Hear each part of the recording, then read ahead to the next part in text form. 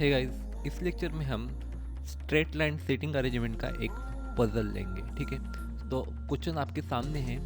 ये Rajasthan bank PO exam में 2011 में पूछा गया था। ठीक है, सो देखिए यहाँ पे क्या दिया हुआ है कि P Q R S T V X and Y are seated in straight line facing north. अभी इस टाइप के प्रॉब्लम सॉल्व करने के लिए आपको दो चीज़ें पता होनी चाहिए। पहली तो चीज़ कि नॉर्थ साउथ ईस्ट वेस्ट की डायरेक्शन कौन कौन सी होती है। तो ये ऊपर की तरफ मतलब नॉर्थ होता है, नीचे साउथ होता है, राइट साइड में ईस्ट होता है और लेफ्ट में वेस्ट होता है। ठीक है, इतना आपको पता होना चाहिए। फिर दूसरी चीज़ आपको पता होनी चाहिए, अगर ऊपर की तरफ नॉर्थ है तो इसका मतलब क्या हुआ, ये जो राइट साइड है ये हो गया राइट हैंड साइड और इस तरफ क्या हो गया लेफ्ट हैंड साइड। कब? जब फेसिंग टुवर्ड नॉर्थ है तब। ठीक है, ये दोनों चीज़ें आपको पता होनी चाहिए। तो चलिए अब अपना क्वेश्चन स्टार्ट करते हैं। पहले क्या बोल रहा है, P is seated fourth to the left of V। Means बोल रहा है कि P V के फोर्थ लेफ्ट में, V के फोर्थ लेफ्ट में एक दो और तीन, फोर्थ लेफ्ट में P है, ऐसे बोल रहा है। ठीक है, फिर दूसरा स्टेटमेंट क्या बोल रहा है, V sits either six from left और फोर्थ फ्रॉम राइट एंड। ठीक है, मीन्स अभी देखिए ये इम्पॉर्टेंट पॉइंट है।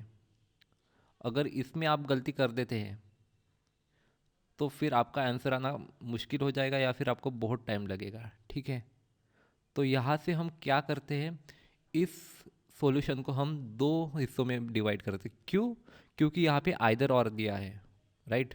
मीन्स दो पॉसिबिलिटी दी है। आइदर और का मतलब ही क्या हुआ कि दो पॉसिबिलिटीज है, राइट। तो देखिए we seats either six from the left hand. अभी एक पी फर्स्ट हुआ, सेकंड, थर्ड, फोर्थ और फिफ्थ, पर हमें क्या चाहिए, सिक्स फ्रॉम लेफ्ट हैंड। तो ये हो गया first, second, third, fourth, fifth और सिक्स्थ।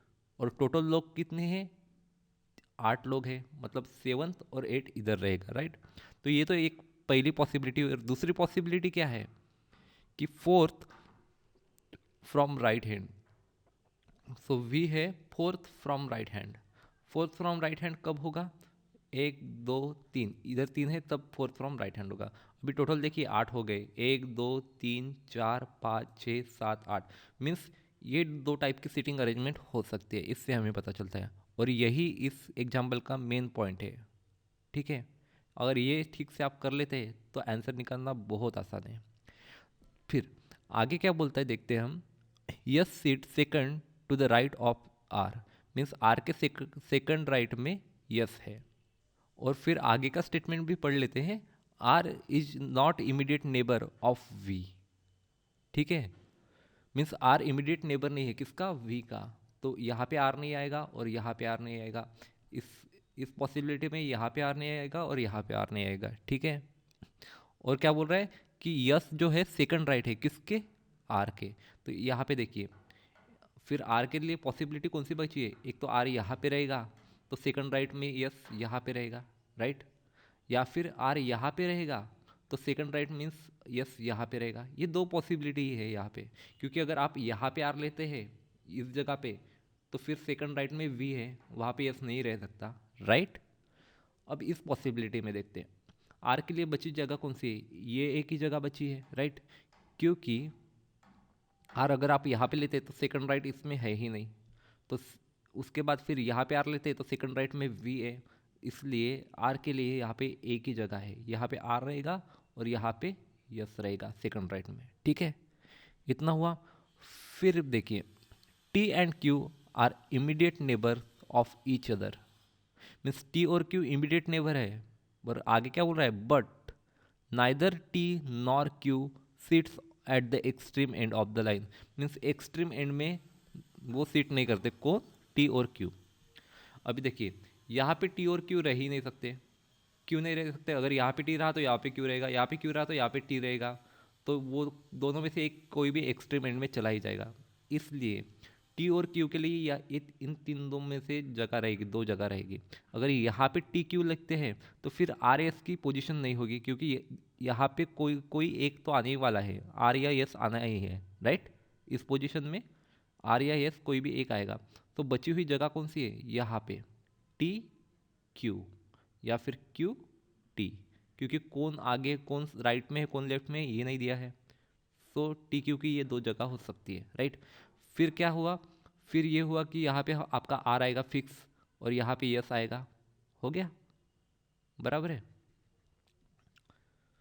तो फिर आगे के अभी इस डायग्राम में देखते हैं टी क्यू एक दूसरे को लग के है और एक्सट्रीम एंड पे नहीं है, मतलब यहाँ पे रह सकते हैं टी क्यू, दूसरी कोई जगह ही नहीं है।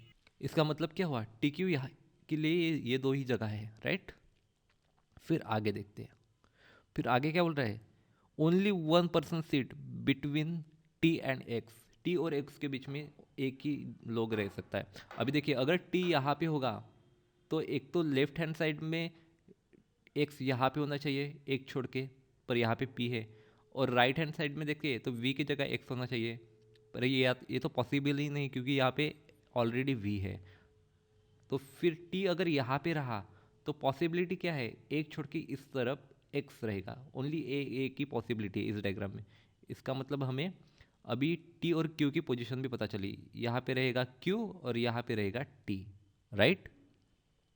इस डायग्राम में देखिए टी और एक्स के बीच में एक की गैप रहेगी, बोल रहा है अगर टी यहाँ पे रहा तो एक्स इस तरफ यहाँ पे आ सकता है, फिर दूसरी तो कोई पॉसिबिलिटी नहीं है क्योंकि इस तरफ एक्स यस है, राइट।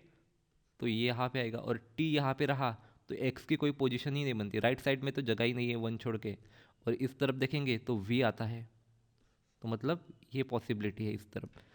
फिर क्या बोलता है, x does not sit at the extreme line of extreme end of the line, means x extreme and में नहीं आ सकता, और इस डायग्राम में हमारा एक्स कहाँ पे आ रहा है, एक्सट्रीम एंड में आ रहा है। इसका मतलब ही क्या हुआ, ये सब गलत हो गया, ये पॉसिबिलिटीज ही गलत हो गई। पर इस डायग्राम में देखिए एक्स नहीं आ रहा है एक्सट्रीम लाइन में, और फिर बाकी सब की जगह ही हो गई, आर हो गया, पी हो गया, यस हो गया, क्यू हो गया, टी हो गया, वी हो गया, एक्स हो गया, फिर बाकी कौन सा रहा, वाई बाकी रहा। तो वाई कहाँ पे आएगा, ये बची हुई जगह पे आएगा। तो मतलब आपकी पोजिशनिंग क्या हुई, R P yes Q T V x और वाई, ठीक है। आपको इतना समझ में आया। देखिए इस एग्जाम्पल में कुछ भी नहीं है, बस ये एक पॉइंट है जो मेन है। अगर इसको आप ठीक से कर लेते इस पॉइंट को, तो ये एग्जाम्पल आपका 2 या 3 मिनट में आराम से सॉल्व हो जाएगा, ठीक है। जब भी ऐसी आइदर और की पॉसिबिलिटी दी हो तो आपको दो अलग अलग डायग्राम निकालनी है, दो पॉसिबिलिटीज निकाल के देखनी ही है, ओके।